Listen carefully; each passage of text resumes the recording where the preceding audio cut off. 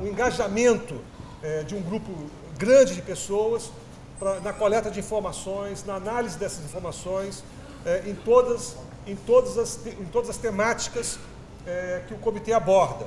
Isso possibilitou ao comitê produzir um dossiê que fala da moradia, da mobilidade, da segurança, do esporte, do emprego, do trabalho, do meio ambiente, da informação e da participação, do orçamento e da economia. Enfim, esse dossiê é um dossiê que faz uma análise bastante ampla dos impactos da Copa e das Olimpíadas no Rio de Janeiro. Em segundo lugar, é fundamental destacar que a produção desse dossiê segue uma iniciativa da articulação nacional dos comitês da Copa que estão organizados no Brasil inteiro. E no final de 2011, a Articulação Nacional dos Comitês Populares lançou o dossiê nacional e o Comitê Rio, seguindo essa diretriz, essa iniciativa, produziu o primeiro dossiê que foi lançado em abril do ano passado. Nós decidimos, em razão das mudanças pelas quais a nossa cidade está vivendo, lançar agora a versão mais atualizada desse dossiê, e a Articulação Nacional dos Comitês Populares também está atualizando o dossiê nacional, que será lançado ainda esse ano. Bom, é preciso que se diga também que, no caso do Rio de Janeiro, para muito além de 2 mega eventos que vão ser realizados, a Copa do Mundo em 2014 e as Olimpíadas em 2016, está em curso um projeto muito mais profundo de reestruturação urbana. Os projetos que estão sendo implementados pela Prefeitura deixam isso bastante claro. Quer dizer, as intervenções são intervenções estruturais, muitas delas com muito pouca relação ao evento esportivo propriamente dito. Quer dizer, isso vai ficar mais claro quando a gente falar da questão do orçamento, mas a Prefeitura anuncia 21 projetos, grandes intervenções na cidade, sob a bandeira, sob o guarda-chuva do projeto olímpico, e muitos deles não precisariam ser realizados para que um evento esportivo efetivamente tivesse vez no Rio de Janeiro. Quer dizer, então, é claro que nós estamos falando, portanto, muito mais do que um evento esportivo, nós estamos falando de um projeto de cidade, de um projeto de reestruturação em curso, de reestruturação urbana que está em curso e que merece ser discutido pela sociedade, por todos nós. Bom, eu vou tentar, então, nessa perspectiva, ressaltar alguns elementos do dossiê, pegando cada um dos temas trabalhados pelo comitê. O primeiro deles, e o tema, talvez, onde o comitê tem investido maior parte da sua energia, é o tema da moradia. E aqui, o dossiê, infelizmente, com muita tristeza, constata que se aprofundaram as tendências indicadas no dossiê do ano passado. Né? Quer dizer, então, no ano passado, nós tínhamos cerca de... O levantamento do comitê indicava cerca de 1.000 famílias, em torno de 1.000 famílias já removidas, e aproximadamente em torno de 7.000 famílias ameaçadas de remoção. E nós temos no dossiê desse ano já o levantamento de um pouco mais de 3.000 famílias, 3.099 famílias já removidas, e o número de famílias ameaçadas ultrapassando 7.000 famílias, totalizando mais de 10.000 famílias entre aquelas ameaçadas e removidas. Né? Quer dizer, isso é triste, porque esse processo é acompanhado de uma série de violações de direitos humanos dessas comunidades, a ausência de informações, um padrão de intervenção do poder público caracterizado por negociações individuais, coerções e a impossibilidade da comunidade discutir e participar da execução dos projetos que estão sendo desenvolvidos. No campo da moradia, também é interessante notar que as famílias que são removidas, elas estão localizadas em áreas de grande valorização imobiliária. Esse processo se dá fundamentalmente, ele é espacialmente concentrado e ocorre fundamentalmente em 3 áreas centrais da cidade: a Zona Sul, a área central, que sofre um processo de revitalização, e a Barra da Tijuca, que passa a ser uma nova centralidade na cidade. E essas famílias são removidas, a maior parte delas, há exceções, mas a maior parte delas é removida para a Zona Oeste, para a periferia do Rio de Janeiro, o que possibilita, o que leva o comitê... O que leva o comitê a falar de um processo de relocalização dos pobres na cidade do Rio de Janeiro. Quer dizer, é isso que o dossiê está efetivamente denunciando e que, enfim, está detalhado o número de comunidades. É importante que se diga que são 37 comunidades ameaçadas ou removidas ou ameaçadas de remoção, né? E é importante que se diga que as razões pelas quais essas comunidades são ameaçadas ou removidas também varia. Também não é a razão anunciada pelo poder público não é a mesma. Ora é a obra do BRT, ora é um argumento ambiental, ora é um equipamento esportivo, ou seja, também ao sabor do interesse do poder público, as razões pelas quais essas comunidades são removidas também vai se alterando. Bom, no campo da mobilidade, o dossiê, fundamentalmente, traz uma questão central. Quer dizer, a intervenção no Rio de Janeiro, ela tem duas características fundamentais. Ela desconsidera, em primeiro lugar, a dimensão metropolitana, ou seja, ela desconsidera o fato do município do Rio de Janeiro ser polo de uma região metropolitana e o fato do município do Rio de Janeiro ter várias interações, tanto com a Baixada Fluminense de um lado, quanto com o leste metropolitano, Niterói, São Gonçalo de outro. Quer dizer, esses investimentos as intervenções na área de mobilidade estão concentradas, mas também são investimentos concentrados espacialmente, quando você olha o próprio município do Rio, obedecendo esses três polos que eu já citei anteriormente: Zona Sul, Área Central e Barra da Tijuca, Barra Recreio. Bom, no campo do trabalho, fundamentalmente, o dossiê denuncia o processo. Aliás, o dossiê faz duas denúncias importantes nesse campo. Que a primeira denúncia é a repressão que tem sido direcionada contra os camelôs, né, que já foram proibidos de trabalhar no entorno do Maracanã durante as obras do estádio, e teme-se, os próprios camelôs temem que vão ser impossibilitados de retornar para lá, os camelôs que ali trabalhavam, e há também na lei da Copa, que depois eu vou de novo mencionar, várias cláusulas que impedem os camelôs de trabalhar no raio de 1 quilômetro do estádio durante o evento da Copa, né? Quer dizer, e também o comitê denuncia o processo de limpeza, de recolhimento aos abrigos na cidade, o processo de limpeza social que a cidade vem vivendo. Esse processo também é espacialmente diferenciado e atinge, sobretudo, esses mesmos polos já mencionados anteriormente. Bom, no campo do trabalho é importante que se diga que o comitê pegou como referência o trabalho da ONG SplitNet Internacional, que tem sido uma referência para nós e que tem sido de grande importância para denunciar os processos de violação dos direitos dos trabalhadores informais. No campo do esporte, é óbvio que o caso do Rio de Janeiro é um caso emblemático. Nós temos aqui o processo de reforma, mais uma reforma do Maracanã, reforma essa que expressa uma reconfiguração do próprio estádio, que perde os lugares destinados ao setor popular, que vivencia, não só no Rio de Janeiro, que vivencia um crescente encarecimento dos ingressos, né? Quer dizer, então e que aumenta paralelamente os aumentos dos lugares VIPs na reforma que está sendo implementada no Maracanã. Mas mais grave do que isso, mais grave do que esse processo de reforma do próprio estádio, é o processo de privatização do Maracanã. Quer dizer, a empresa do Eike Batista, a IMX, a Odebrecht e a OEG, que é uma grande empresa que já administra vários estádios nos Estados Unidos, foi a vencedora de um processo de licitação que já se sabia de antemão, ou pelo menos haviam muitos indícios, né, de quem ganharia. Quer dizer, então, essas três grandes empresas saem vencedoras para gerir o Maracanã através de uma parceria público-privada após uma reforma implementada com recursos públicos. Quer dizer, então é um processo cheio de enfim, irregularidades e marcado por escândalos, né, que o dossiê denuncia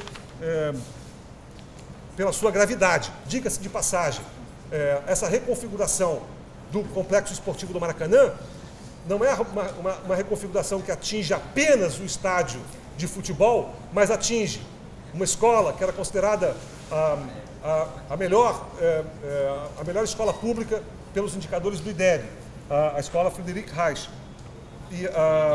Friedrich Reich. Desculpa. Envolve a demolição do estádio de atletismo Célio de Barros, envolve a demolição do Parque Aquático Júlio Delamário, envolve também a demolição do Museu do Índio, ou a sua reconfiguração num outro tipo de equipamento que não era aquele reivindicado pelos ocupantes do Museu do Índio. Bom, no campo do meio ambiente, o dossiê basicamente centra suas denúncias aos processos de elaboração dos relatórios de impacto ambiental, né, que efetivamente não foram, as audiências não refletem um diagnóstico que leva em consideração os impactos das intervenções sobre as comunidades e sequer aponta reparações condizentes com esses impactos. Além disso, é diferenciada as exigências.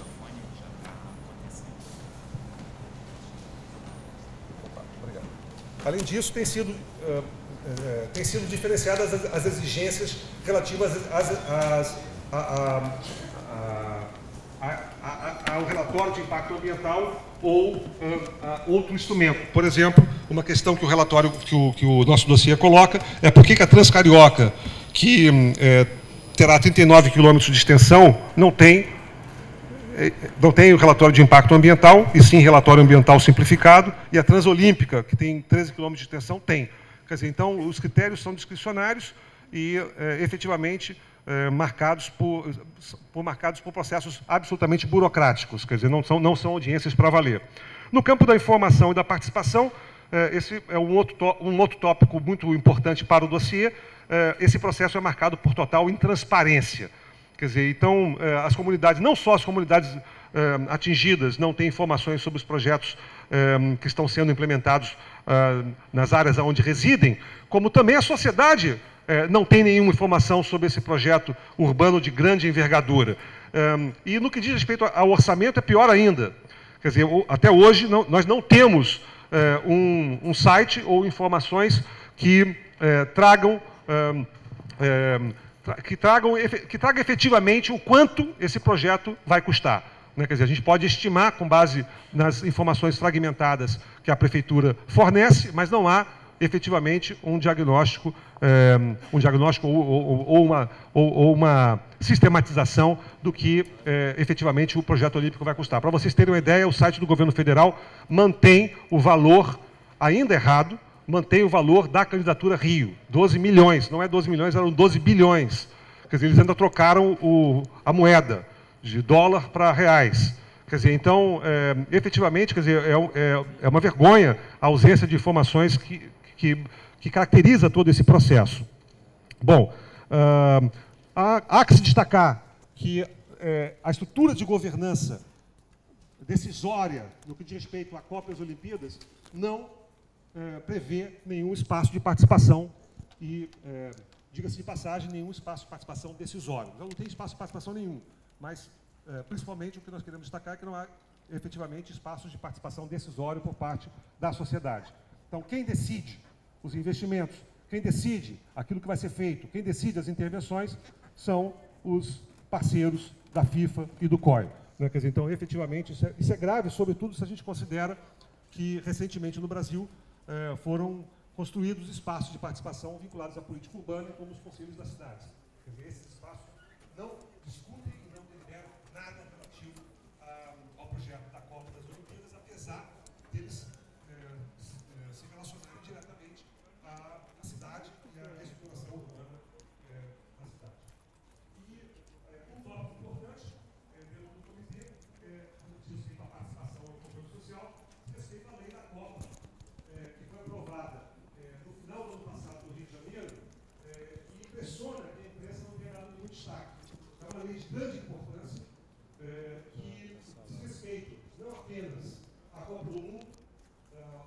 disposições transitórias dessa lei deixa claro que é uma lei que vale para a Copa das Confederações, para a Copa do Mundo, para as Olimpíadas e para as Paralimpíadas. Portanto, ela não deveria se chamar Lei Geral da Copa, como ela se chama, mas ela deveria se chamar Lei da Copa e das Olimpíadas. E é uma lei marcada por exceções e por um padrão autoritário de intervenção por parte do poder público. Entre as medidas que chamam a atenção, cabe destacar, primeiro, que as medidas que são consideradas nessa lei não são relacionadas apenas ao evento esportivo em si, mas elas se relacionam a cerimônias, a sorteios, a seminários, reuniões, conferências, workshops, coletivas de imprensa, atividades culturais, concertos, exibições, apresentações, espetáculos ou outras expressões culturais, projetos beneficentes e, por fim, partido de futebol, né? Quer dizer, então, isso ainda é a última coisa que importa, né? Quer dizer, então, partido de futebol, sessões de treino. Bom, e, portanto, quer dizer, tudo, na verdade, tudo que diz respeito às atividades da FIFA e do COI e das suas subsidiárias estão compreendidas nas exceções previstas nessa lei. Entre essas medidas, cabe destacar a segurança nos locais oficiais da competição, que, aliás, eu não falei do tópico segurança, mas esse tópico é um tópico também presente no nosso dossiê, e esse aspecto vale ressaltar. A segurança nos locais oficiais da competição, nas suas imediações e principais vias de acesso, nos aeroportos e centros de treinamentos localizados no Estado, inclusive nos dias de partida, será realizado sem custos para a FIFA e o COI, pelo poder público, podendo contemplar o uso de segurança privada nos estádios onde se realizam os eventos, a ser paga pela FIFA e pelo COI. Quer dizer, então, quem financia é o poder público. Quer dizer, então, é impressionante, quer dizer, a primeira subordinação da segurança pública nos locais de competição e eventos, bem como nas vias de acesso a esses equipamentos, incluindo os aeroportos, aos interesses da FIFA e do COI. Né? Quer dizer, e depois chama a atenção a previsão do pagamento da segurança, que é da FIFA e do COI, pelo poder público. Além disso, a lei também prevê que nos locais oficiais da competição não se aplicam as normas estaduais relativas à divulgação de marcas, distribuição, venda, publicidade ou propaganda de produtos e serviços ou comércio de alimentos e bebidas em área contida por um perímetro de 1.000 metros contados a partir da face externa da muralha do Maracanã. Ou seja, aqui não vale a lei. De forma explícita, a lei diz que não tem validade a restrição ao consumo de bebida alcoólica nos estádios. As normas, regras e critérios relacionados a esses temas serão definidas exclusivamente pela FIFA. Nessa perspectiva, a lei autoriza o poder público a impor restrições às atividades econômicas que funcionam no perímetro de 1.000 metros a partir da face externa do Maracanã.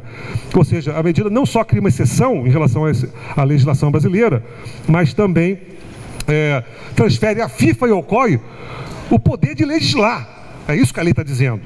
Quer dizer, então, elas que passam a ter a competência de regulamentar um conjunto de atividades econômicas, né, nessa área de abrangência. Um outro aspecto diz respeito ao compromisso que o poder público assume é cooperar com a FIFA e com o COI no combate ao uso das marcas e símbolos relacionados a esses mega-eventos, assegurando o monopólio da FIFA e do COI na divulgação e venda dos produtos e serviços, incluindo o comércio de rua, ou seja, tchau camelôs. Quer dizer, aqui está dizendo explicitamente um tópico que se refere explicitamente à repressão aos trabalhadores informais nos locais oficiais de competição, nas suas imediações e principais vias de acesso. E, por fim, ainda vale a pena destacar dois aspectos. A FIFA e o COI ficam isentas de qualquer taxas estaduais em decorrência da prestação de serviços e de todas as taxas cobradas pelo Estado para concessão de autorizações, licenças e alvarás necessários para o exercício das atividades comerciais, e o calendário escolar também é alterado. Quer dizer, então, até o calendário escolar se subordina aos interesses da FIFA e do COI. Né? Quer dizer, então, isso está previsto na lei. Né? Quer dizer, então, a lei é como se ela oficializasse aquela máxima: aos amigos, tudo; aos inimigos, a lei. Os amigos do poder público, a FIFA e o COI, podem tudo. E a lei diz: vocês podem tudo. aos inimigos, o resto, os cidadãos da cidade, a lei. Então, aqui é uma lei que não vale. Aqui é uma lei aqui é uma legislação especial para esses agentes. Bom, o último tópico do comitê, do dossiê, diz respeito ao orçamento e finanças. Eu já falei um pouco sobre isso, quer dizer, aonde o dossiê traz os 21 projetos considerados pela prefeitura como projetos vinculados às Olimpíadas.